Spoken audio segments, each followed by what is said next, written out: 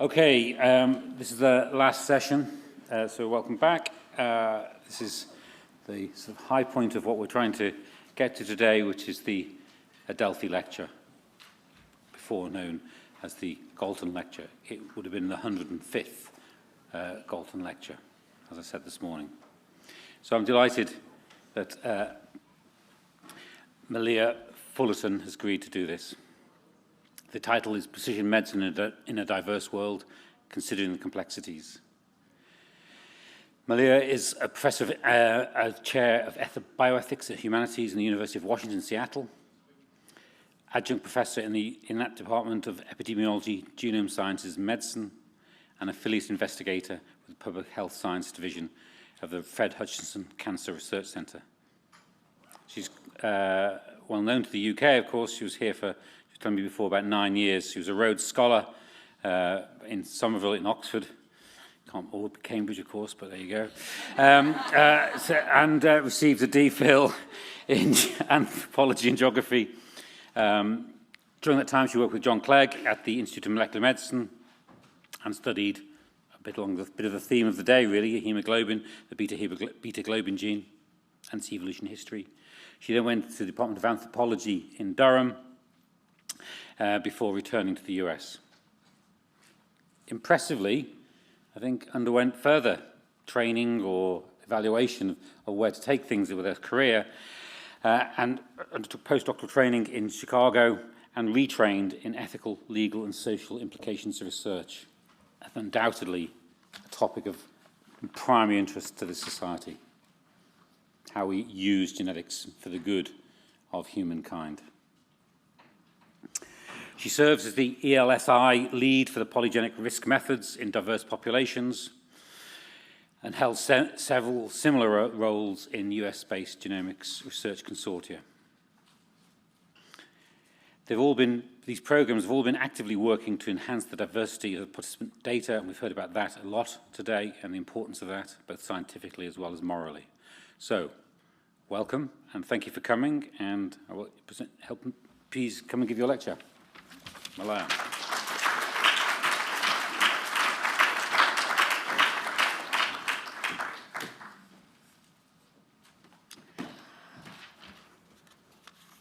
Good afternoon, everyone, and thank you so much for that kind introduction. I am incredibly honored to have been invited and have enjoyed really all of the presentations today, where I think we've heard a number of sort of repeating themes. Hopefully my remarks here, which do reflect insights gleaned from the majority of that second career of mine, focused on the research ethics of genetics and genomics, will be a suitable complement to the scientific themes of today's meeting. I would like to first begin, as I normally do when I give presentations in the United States. It might seem a little peculiar in this context, but by acknowledging that I live and work in Seattle, Washington, on the territory of the Duwamish, Muckleshoot, Tulalip, and Suquamish nations, who have stewarded that land for generations. I extend my respect to the elders and their descendants, past, present, and future, and honor with gratitude the land, plants, and animals of that beautiful place, as well as the land on which we meet today. Land acknowledgement is necessary, but of course never sufficient, and there is more that each of us can do to advance the interests of our Indigenous colleagues around the world. So I have 3 overarching goals for my presentation today. I will begin first with a retrospective look back on an ethical argument that I made publicly 6 years ago. I do so both because many of the points that I made then still pertain, and because there's some evidence that the argument had an impact. Next, I will turn to a critical reappraisal of that argument, focusing on what I have learned in the intervening period by dint of my role as a bioethicist geneticist embedded in several large-scale National Institutes of Health, or NIH, supported clinical translational genomics projects. And this has been a really international day, so I apologize. This is going to be a very American presentation in many ways. Finally, I will end with a call to reorient more fully to the goal of public health equity and to better position genomic approaches within the broader project of precision medicine. I feel like I need water already.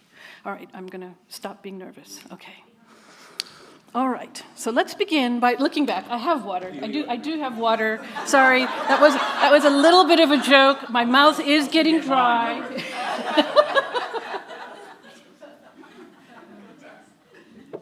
All right, let us look back. 7 years ago, almost exactly to the week, which is kind of crazy to me. I can't believe 7 years have already gone by. My then graduate student, Alice Popejoy, and I published a commentary in Nature magazine, which argued that genomic research was focused too narrowly on participants from a single ancestral genetic background, namely European, despite the fact that such individuals make up only a minority share of global genetic diversity, as we have heard again and again today. Our argument was based in a reanalysis of public data. It was shown actually in Professor Elliott's presentation, and you'll see it again in a few minutes, of public data from the International GWAS, or Genome-Wide Association Study Catalog, hosted by the NIH National Human Genome Research Institute, as well as by the European Bioinformatics Institute. Despite prior calls for greater inclusion, the diversification of genomic data sets was still too slow, we argued, and various adverse consequences for precision medicine were possible as a consequence. I was subsequently invited to reprise those arguments in a brief presentation as part of an invited panel organized by the American Society of Human Genetics. I imagine there are a number of ASHG members here in the room, focusing on enhancing diversity in genomic research. My charge was to make the, quote, ethical case, unquote, for enhanced diversity in genomic research participation. So let me begin by briefly reprising that argument. The specific and really quite straightforward thesis that I put forward could be summed up in a single sentence, namely that health equity and the fair distribution of the fruits of precision medicine require that we increase diversity of participation in genomic research. I began by explaining this call to aim for equity in the context of genomic research and precision medicine. We've heard a little bit about equity earlier today. There are different understandings and definitions of health equity, but for the purposes of that discussion, I drew on a concept articulated by Paula Braveman and colleagues. In their account, health is described as a fundamental human right.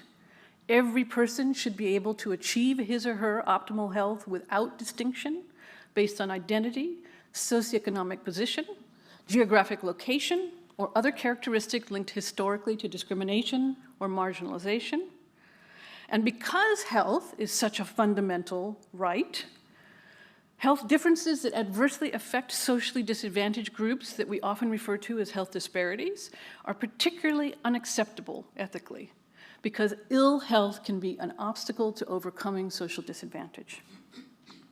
We therefore have a moral obligation to rectify such disparities, in particular, we must work to ensure that the resources needed to be healthy, in other words, the determinants of health, including living and working conditions necessary for health, as well as medical care, should be distributed fairly. Of course, and as I pointed out at the time, ensuring that the determinants of health are fairly distributed is challenging in the base case. When we turn to precision medicine, which is typically defined as the tailoring of medical treatment to the individual characteristics of each patient, it becomes particularly difficult to consider. This is because it is well recognized, as we talked about, I think in several other talks, it is well recognized that genes and other intrinsic biological factors play a less important role than social and economic factors, environmental exposures, and health behaviors as determinants of health on a population scale. Nor is it likely that CRISPR gene editing techniques notwithstanding, that we will be able to intervene on the distribution of genetic risk factors in most cases.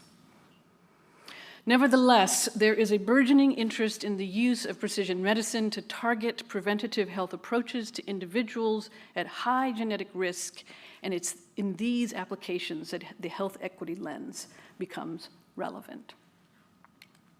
Specifically, if we conceive of the health outcomes of precision medicine as the culmination of an iterative translational cycle, as shown here, of basic science discovery research, leading to clinical test development and implementation, we can begin to ask and answer, hopefully, questions about the ways in which our research choices impact downstream healthcare delivery and hence potential for benefit. So we can ask, which research questions and development opportunities have priority? How can marginalized perspectives best be incorporated? Or how can access be assured to the newest developments to make sure that everyone can benefit? And when we see that different groups may not have benefited equally from our technological advances, we can adjust our discovery efforts in the future to better target those who have not yet benefited. This brings us back to the question of diversity and what it might mean specifically for health equity. And we've heard a number of sort of instantiations of this over the course of the day. In precision medicine, much of our ability, I'm going to say very explicitly and for a lay audience, in precision medicine, much of our ability to draw clinically meaningful inferences about the roles of genes in disease risk is predicated on whose genes have previously been examined, a phenomenon that I have referred to previously as the input-output problem. This is why it is so concerning that the vast majority of genetic association research has been conducted using populations of primarily European genetic ancestry. In 2009, Anna Need and David Goldstein showed that 96% of the then 1.7 million samples captured by the GWAS catalog were primarily of European ancestry. 7 years later, in a new analysis of the same resource, we found that the catalog did contain a larger proportion of non-European ancestry samples. Most of the observed growth in diversity reflected an increase in the number of Asian samples, however.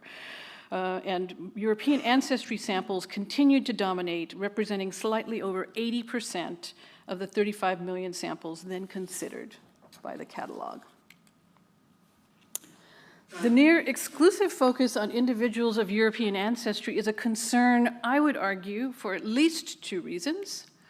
And we've heard about both today. First, disease-linked gene variants, particularly the rarer variants that are associated with monogenic disease, typically vary with regard to population genetic background. And at the time that I initially gave this presentation, I cited work from the exome sequencing project that had demonstrated that more and more rare variants were found in African American, therefore partial African ancestry, versus European American samples. And we've heard lots of data today underlining this general observation.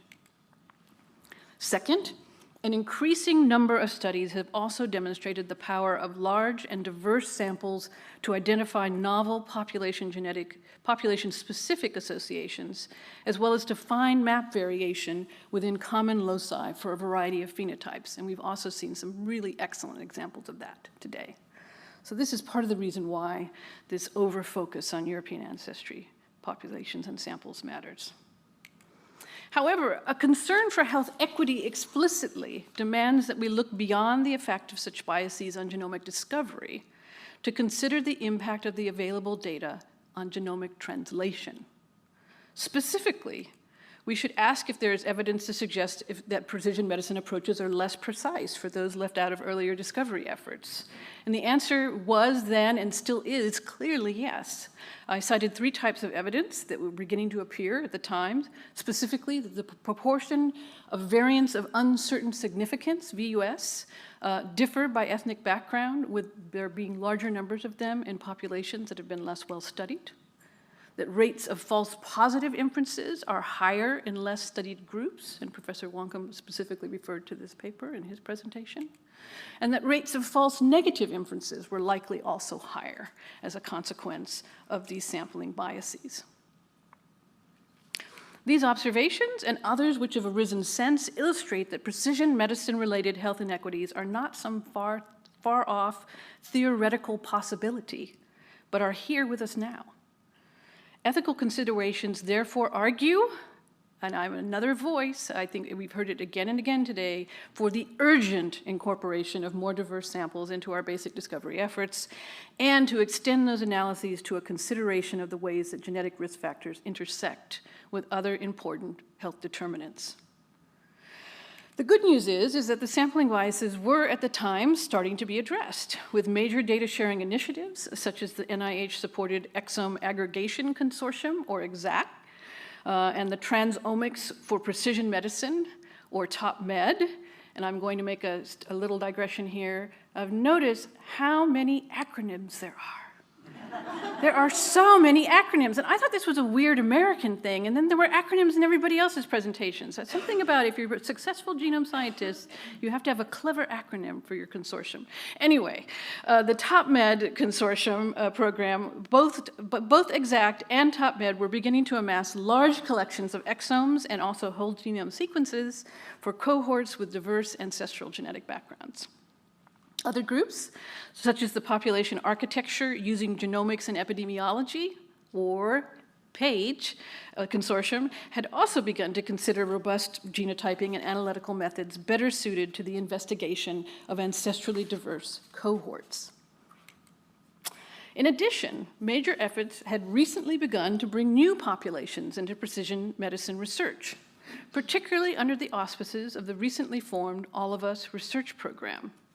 Eventually, 1 million or more Americans representing diverse population genetic ancestries, socioeconomic circumstances, geographic locations, and existing health conditions and concerns were slated to contribute biological specimens and health and lifestyle data to help advance precision medicine research, an effort not unlike the UK Biobank. Of course, achieving greater diversity in genomic research will require more than targeted genotyping or enhanced enrollment of diverse populations. The research community will also need to reevaluate recruitment techniques and modes of engagement, moving out of the ivory tower of academic medicine to meet patients where they live, learn, and work. And at the time I was speaking, I talked about a project in which we were doing community consultation efforts with African American populations about a variant that we heard about earlier today, APOL1, and its link to chronic kidney disease risk. And for certain populations, such as sovereign tribal nations in the North American context, researchers will have to work proactively and respectfully to redress past research injustices and establish research governance procedures that will promote trust moving forward. Finally, I noted the important need to enhance diversity, not just amongst research participants, but among those leading genomic research itself. Critically important. I ended my presentation exhorting the audience to wake up to the translational impact of the current sampling biases in genomic research and to work urgently to make GWAS and related discovery science more inclusive and accessible. 7 years ago. The audience applauded. The overall panel appeared to be well received. And in the intervening period, the US genomics research community, led by the National Institutes of Health, have made significant progress with diversifying the participants involved in genomic research. This is true for new studies, such as the All of Us research program, shown here on the left. The pie chart shows the racial and ethnic background or breakdown as of early September of this year for the approximately 700,000 research participants that are currently enrolled in that program. This is also true for the genomic sequencing and reanalysis of already existing data sets, such as those included as part of the TOPMed consortium, shown here on the right. That project now includes data, whole genome sequence data, and other omics data for more than 180,000 research participants. In both cases, the proportion of participants of white racial identity or European ancestry is similar to or lower than the proportion of individuals of that population background in the United States as a whole, as shown in this equivalent breakdown from the 2021 US Census data. And other newer research initiatives, such as the polygenic risk methods in diverse populations or PRIMED consortium, have begun to expand precision medicine research efforts globally. PRIMED, like TopMed, is doing its work with pre-existing data sets. As shown here, over 40 countries are represented among study participants whose data will potentially be used by the consortium to improve polygenic risk score development and use in diverse genetic ancestry populations. So whether Alice and I tapped into the broader zeitgeist or somehow provoked a shift in research priorities, things have been moving on this front, at least in the United States, since that 2016 publication.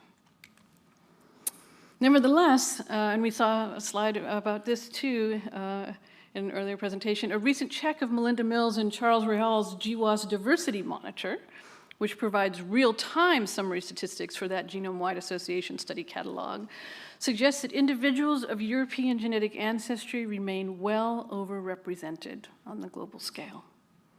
So there is still a very long way to go before the ancestral genetic background of genomic research participants accurately reflects the full contours of global genetic diversity. Furthermore, while representative sampling is clearly important to the potential equitable use of genomic tests, it is no longer clear that a unitary focus on enhancing diverse research participation will be enough in and of itself to address precision medicine equity. I have come to this conclusion. Oops, it says my battery is running low, so I'm not quite sure what to do about that. Do we have someone with technical help?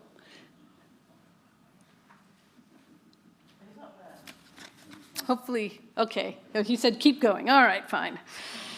If we go blank, I have it written down here. And we just won't have any pretty pictures. Anyway, I've come to this conclusion largely by dint of my involvement as a cross-trained population geneticist bioethicist who has served in an embedded capacity with several large-scale US-centered genomic research projects. Right.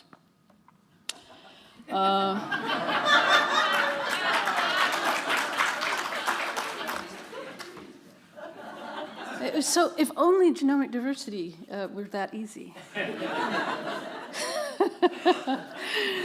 Anyway, specifically, I've been involved at the Central Coordinating Center level with both the National Heart, Lung, and Blood Institute's TopMed Research Consortium, so I've been involved personally with that, as well as the National Human Genome Research Institute's PRIME Consortium.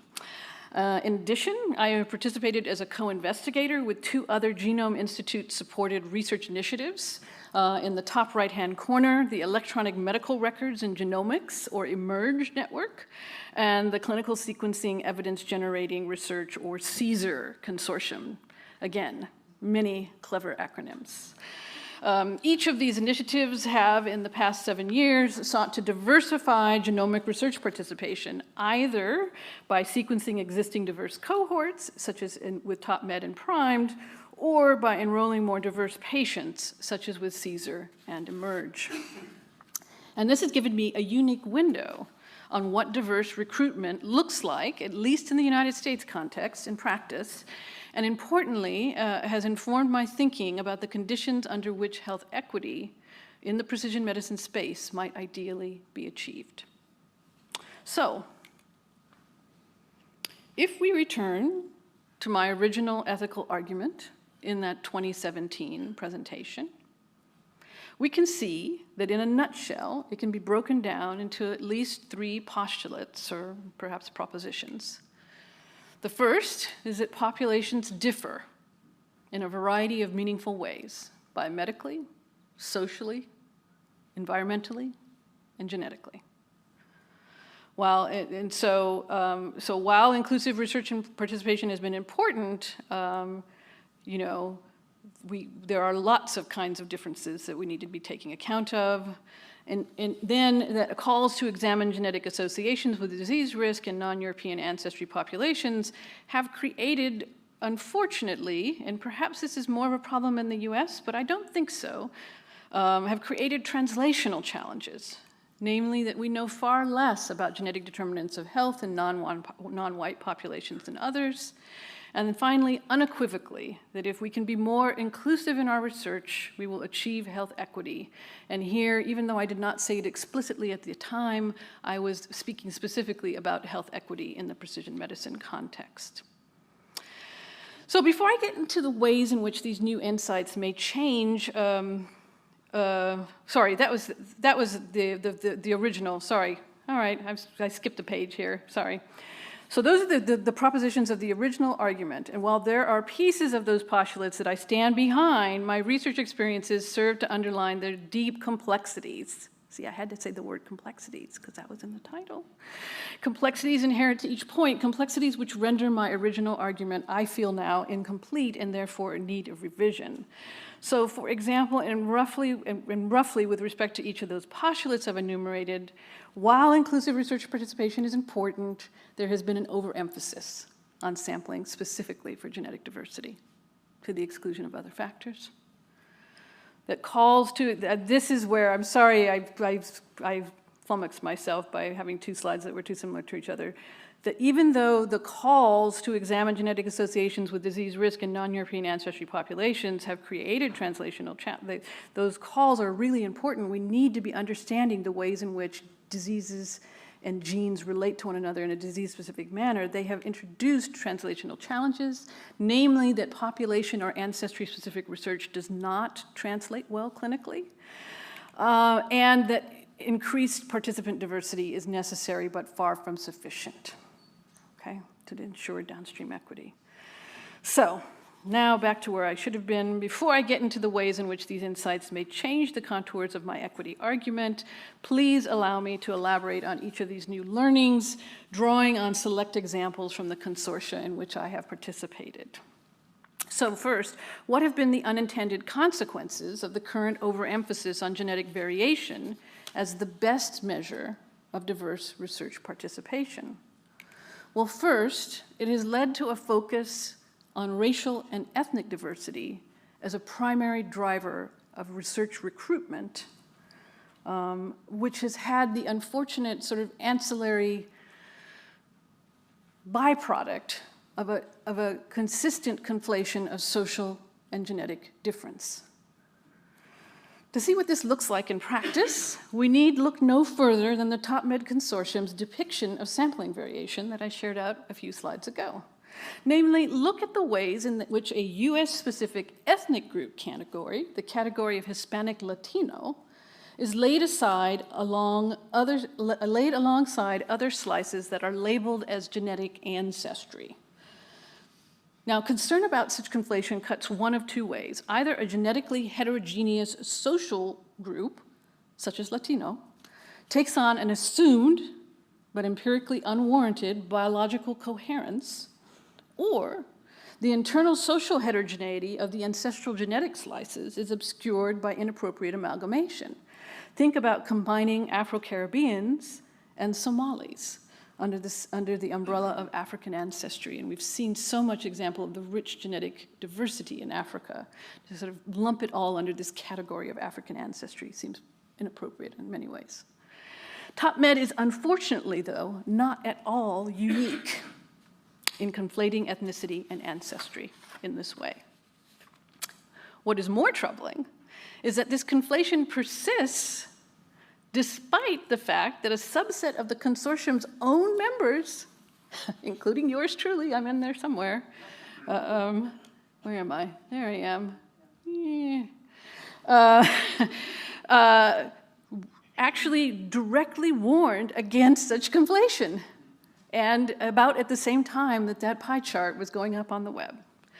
So it is precisely this ongoing confusion about population description which prompted the recent multi-year National Academy's effort to clarify exactly how such categories should be used in genomics research, This is a major deal in the United States. For any of you who maybe have not had a chance to check it out, I strongly encourage you to Google it and to read all 200 pages. It's a very, very important report. In addition to this over-focus on racial I did it again.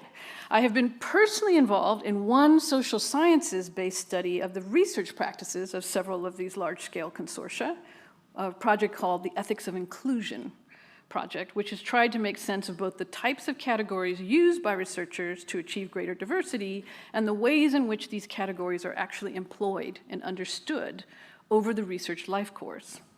Our most recent article, and there have been about 6 or 7 articles from this study now, this hot-off-the-presses piece led by Mike Bentz demonstrates both the types of difference captured up front at research recruitment, but also the nearly effortless ways in which distinctions with regard to race and ethnicity give way to the use of genetic ancestry in the creation of reference databases or in the context of variance interpretation, and then revert back to race ethnicity when we try to take that information and translate it out for clinical use. So it's very interesting. I recommend this paper to kind of get the details on that.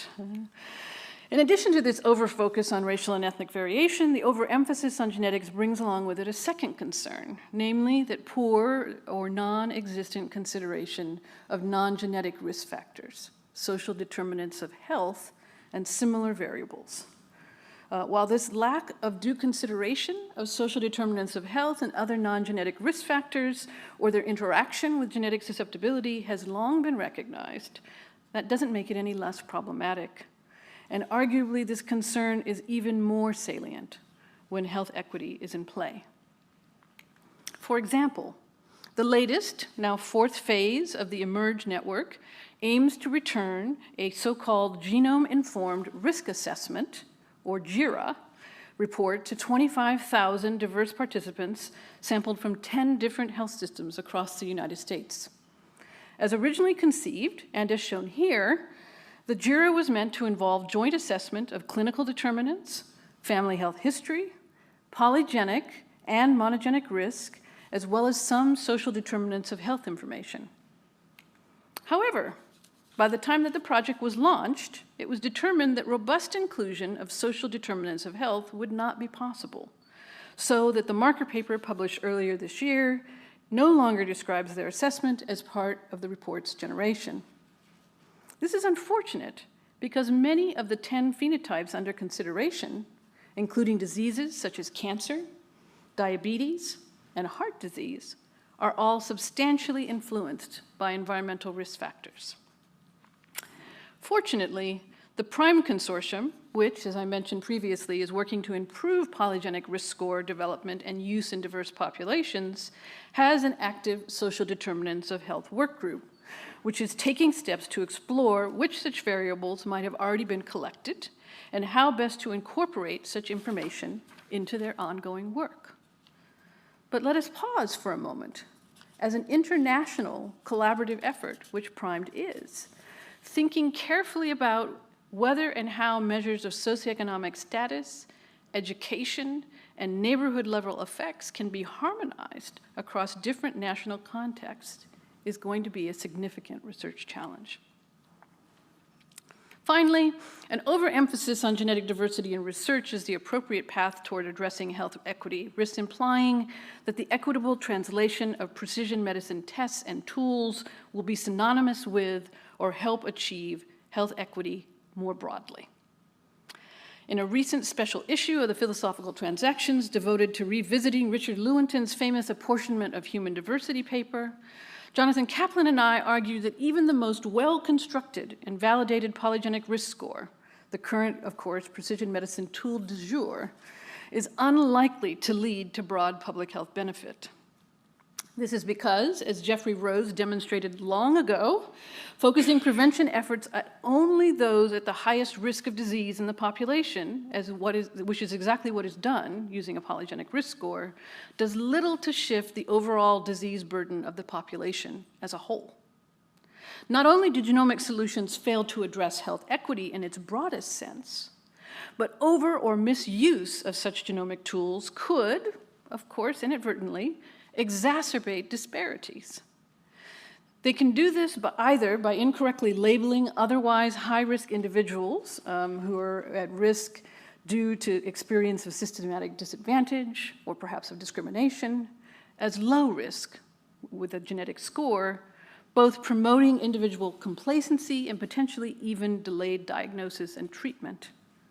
Conversely, such scores can inappropriately lay the blame for poor health outcomes on innate susceptibilities, suggesting that the uptake of an earlier colonoscopy or similar screening modality by those at the highest end of the genomic risk distribution will compensate for myriad unmeasured and unaddressed social determinants of health. So those are the examples that demonstrate the first learning relevant to my ethical reappraisal. Now, what about the unintended consequences of calls to redouble our discovery efforts in non-European ancestry populations? The concerns under this heading fall into two major categories, depending on the nature of the genetic variation under consideration.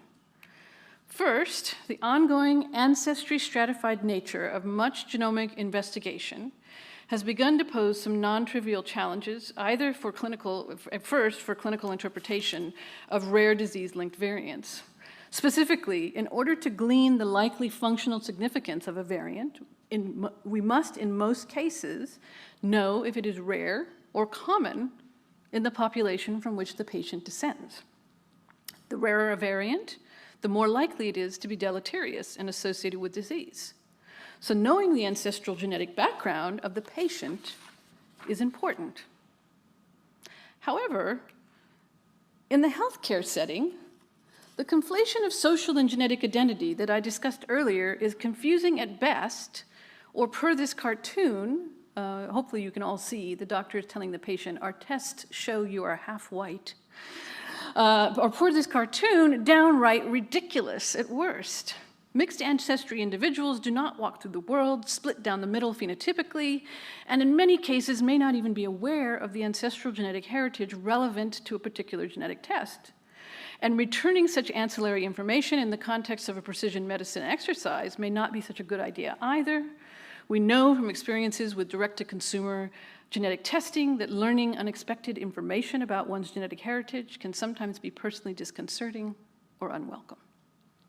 Yet, as demonstrated by this study led by Alice Popejoy as part of the ClinGen consortium, fortunately one that I'm not extensively entangled with, the ways in which we gather information about the possible ancestry of a patient or genetic test on genetic test requisition forms is ad hoc, inconsistent, and often wholly unrelated to the ways that allele frequency information are typically reported in our reference databases.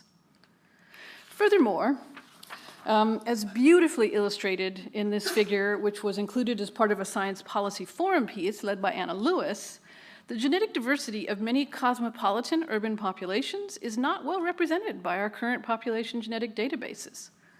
In this image, which shows the first two principal components, a mathematical similarity of genetic similarity, gray circles correspond to a New York City sample of 31,000 biobanked participants, while the colored circles represent 4,000 individuals drawn from 87 populations representing 7 major continental or subcontinental regions.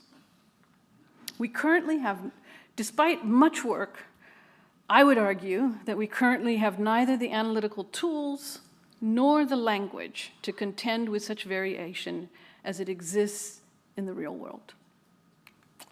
Nor can we escape this difficulty with a move to the aggregate consideration of many thousands of usually common susceptibility variants in the form of a polygenic risk score, for they too are exquisitely sensitive to the effects of population background.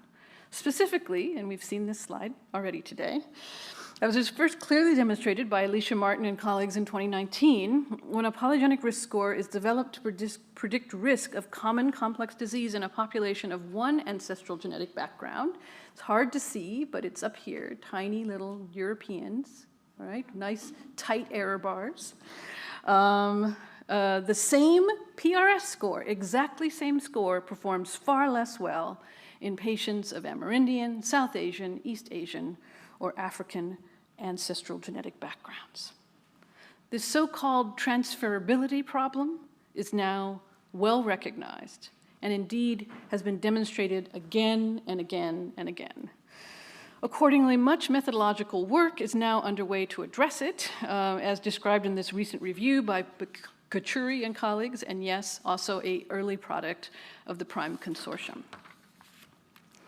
So even while, and problematically in my opinion, even though I am associated with this network, even while the data and methods accrue to better address this concern, certain projects such as eMERGE have begun to return polygenic risk scores for a select set of conditions to patients. Unfortunately, even though eMERGE is explicitly over-recruiting participants from diverse racial and ethnic identities, hence genetic ancestral backgrounds, the PRS that are being returned have not all been validated across a full range of ancestral genetic backgrounds and therefore are not yet optimized to provide a trans and ancestry validated score. The red boxes here indicate on the third column of this unfortunately rather busy slide show that only half of the scores that are being returned to participants in this study are considered to work trans-ancestrally. This fact, as you might appreciate, provoked some extended ethical discussion within the consortium about how best to report these scores relative to specific ancestral backgrounds on the test reports. We ended up arriving at a compromise with regard to reporting, where PRS results returned to participants are estimated with respect to each validated ancestral genetic background and the range across ancestries of elevated risk associated with being above a particular high-risk threshold, which varies from phenotype to phenotype, is reported. And it might be too small, but just note the language that is going into this JIRA report. Not only is a very wide range of increased risk possible, 12 for this particular phenotype, which I've anonymized so we don't get hung up on what disease is involved, there's a risk of 12 to 20 times for a person who's found to be at the highest risk of the population distribution for the score. Not only is the range of risk very, very wide, but we had to acknowledge the inherent uncertainty of the estimate for particular groups, as indicated by the language here in blue. Note saying information was insufficient or not available for populations of other descent, where we could only actually accurately come up with an estimate for individuals of African or European descent. The full details of the ancestry stratified odds ratios are provided in the fine print at the back of this quite long, it is literally almost 25 pages long report, which is being placed in patients' electronic health records because this is the electronic medical records and genomics research study. We do not yet know how patients who receive these reports or their clinicians are going to make use of this information in practice. And so it's very, very confusing, and we're measuring what the impact's going to be, but I am not hopeful. Last but not least, how should we begin to think critically about the ways that attending to diversity in genomic research participation may in fact not be enough to ensure equity, even though it's what we all want to achieve in the precision medicine space? For these insights and examples, I draw explicitly upon my experience with the Clinical Sequencing and Evidence Generating, or CSER consortium, which, although approximately an order of magnitude smaller in scope than TopMed Primed or eMERGE, has provided important new information about the effectiveness of integrating genomic, either exome or genome, sequencing into the clinical care of diverse and medically underserved individuals in the United States context. First, my involvement with CSER has helped me understand that enhanced clinical validity does not guarantee health equity. So for instance, near the beginning of the second phase of CSER, colleagues worked together to define a novel conceptual framework to aid the work of the consortium, as well as the broader genomics community, in developing research questions, strategies, and methods and measures relevant to precision medicine, and in particular to integrating genomic medicine and prevention into clinical practice. That model, shown here at a very high level, and again, also quite busy, I know, and probably too small for many of you to see clearly, underscores the complex range of contextual factors here, interventions, processes, and outcomes that must be considered in the design of a successful precision medicine intervention. Clearly, the analytical and clinical validity of genomic findings, while essential to get right, is only one small piece of a broader web of factors and processes that must be considered as potential contributors to health disparities and precision medicine disparities more specifically. In addition to raising recognition of the full range of factors that must be considered in advancing genome medicine equity, CSER has also done much to highlight the role that stakeholders, particularly stakeholder or patient engagement can and should play in clinical translational genomic research. In a circular representation, not unlike our earlier translational cycle depiction, investigators involved with the cross-consortium stakeholder engagement work group have described the ways in which key stakeholders would be actively engaged throughout the research cycle, beginning at the pre-award stage, luckily I did not go forward, and moving to post-award, through enrollment, to data analysis, and finally to result dissemination. Patient and community stakeholders can be an invaluable source of novel strategies and perspectives that can help maximize diverse recruitment. We heard from Professor Wonkum earlier today about the ways which he was able to incorporate members of the deaf community.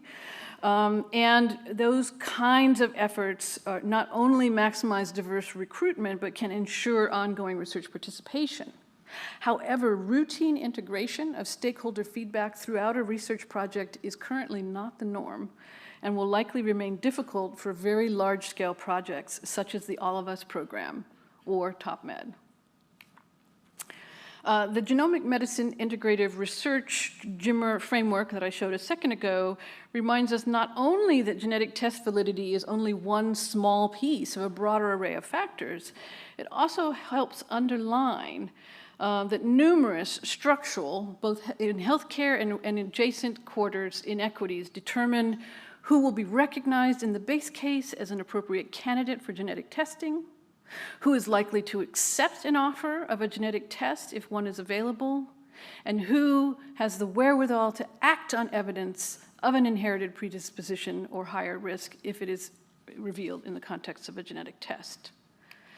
Indeed, as the CSER program drew to a close earlier this year and various rich data from the project began to be disseminated, the full extent of the potential barriers to genomic medicine became apparent. For example, in this busy and too small to read, I know, table, this is just one small excerpt of a much larger table of anticipated and encountered barriers to care here in this column, as well as attempted mitigation strategies in this column that were pursued in the context of the project.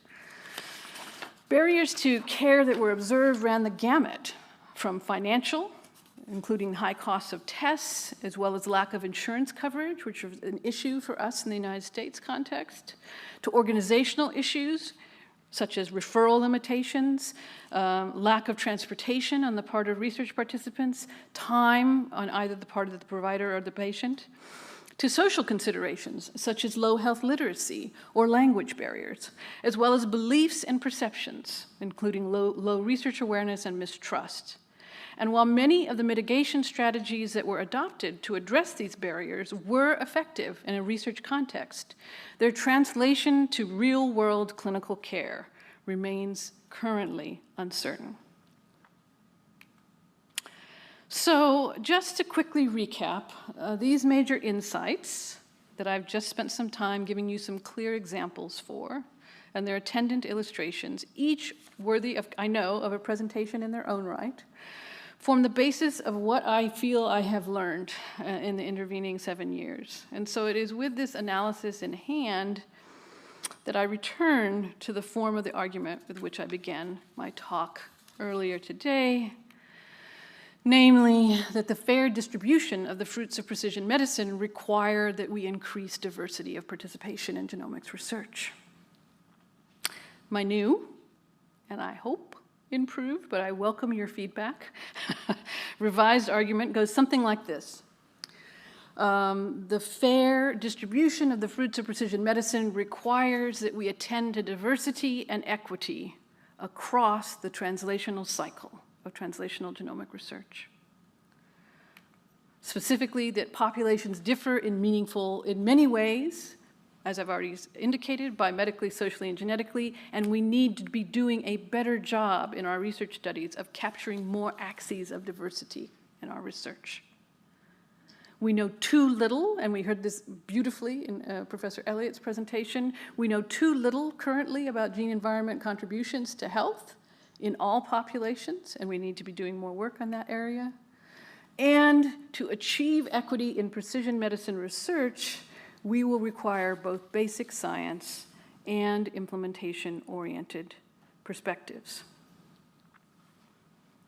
In short, what my experience in the intervening period has taught me is that genetic variation, while a potent contributor to disease risk in many cases, and certainly my own personal scientific passion since I arrived here in the UK as a graduate student, deep breath, over 34 years ago, that's how long ago it was that I got off the plane, must be situated in its broader social environmental context. As the scope and scale of genomic research expands globally, figuring out how to do this well and in ways that will promote equity has been a major emphasis of the day. I believe that we are on the right path, and yes, I also believe that there's still more work for us to do. So, in conclusion, I went over what I refer to now as the simple yet incomplete aiming for equity ethical case. I went through my thoughts with regard to a potential ethical reappraisal informed by the experiences that I've had in the intervening period, which suggests a more complex analysis is warranted. And I have argued, I think at the end, as I think we would all agree, based on the excellent presentations we've heard here today, that there is more work to be done to achieve equity in precision medicine. Finally, just before I end, it would be remiss of me to not acknowledge the enormous debt of gratitude that I owe to my many collaborators, too numerous to name, with whom I have worked over the years and who have helped me learn so much, including people involved in all of these research consortia, as well as the Ethics of Inclusion Study and the UW Center for Genomics and Healthcare Equality, which started me down this path in the first place. Thank you so much for your attention. If there's time, I would be happy to take a few questions. Otherwise, I look forward to engaging more with you as the meeting comes to its conclusion. Thank you.